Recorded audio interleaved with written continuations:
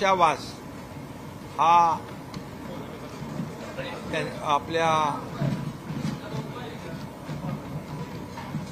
भंतेजींच्या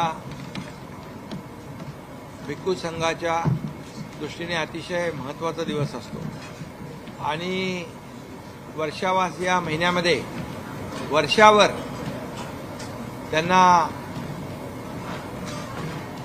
भोजनदान, चिवरदान आणि हे आज आपल्याला करायचं होतं धम्मदान, चिवरदान, धम्मदान आणि भोजनदान ही करण्याची माझी इच्छा होती. ती आज पूर्ण झाली आणि सर्व भंतेजी आज या कार्यक्रमामध्ये आले. चिवरदान झालं, धम्मदान झालं, भोजनदान आता होत आहे आणि आज अखिल विश्वाला शांतीचा संदेश देणारे भगवान गौतम बुद्ध आणि अखिल विश्वाला तत्वज्ञान देणारे डॉक्टर बाबासाहेब आंबेडकर यांची देखील वंदना झाली आणि एक चांगला कार्यक्रम या ठिकाणी आज होतोय, याचा आनंद आहे मला. खरं म्हणजे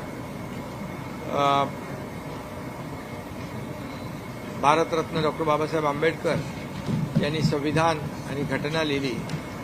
त्या संविधान आणि घटना याच्याद्वारे राज्याचा कारभार चालतो आणि म्हणून अखिल विश्वाला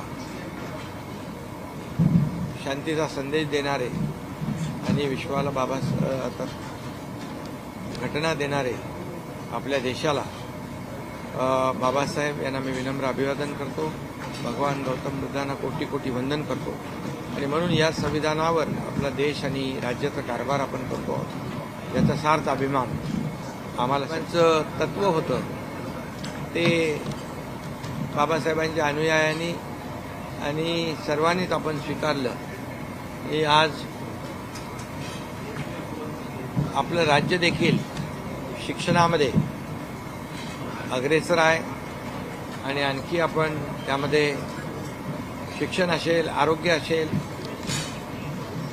शेतकरी असतील, कष्टकरी असतील, कामगार असतील, महिला भगिनी असतील, युवक असतील आणि सर्वांच्या जीवनामध्ये चांगले दिवस, सुखाचे, समाधानाचे दिवस, त्यांच्या जीवनामध्ये परिवर्तन घडवण्याचा प्रयत्न आम्ही करतोय. त्याच्यामधले मुख्यमंत्री माझी लाडकी बहीण योजना, अशा अनेक योजना आम्ही केल्या. एकीकडे पायाभूत सुविधा म्हणजे प्रकल्प, दुसरीकडे कल्याणकारी योजना आणि या राज्यामध्ये उद्योगधंद्यांची भरभराट, असं एकंदरीत विकास आणि कल्याणकारी योजनाची सांगड आम्ही घालण्याचा प्रयत्न केलेला आहे. आणि त्यामधून असे धर्मगुरू, धार्मिक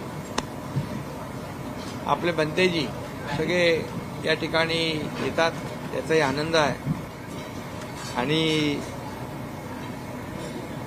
ये देश नहीं चलता है गोलियों के बौछारों से, ये देश चलता है तो बाबा साहेब जी के संविधान से.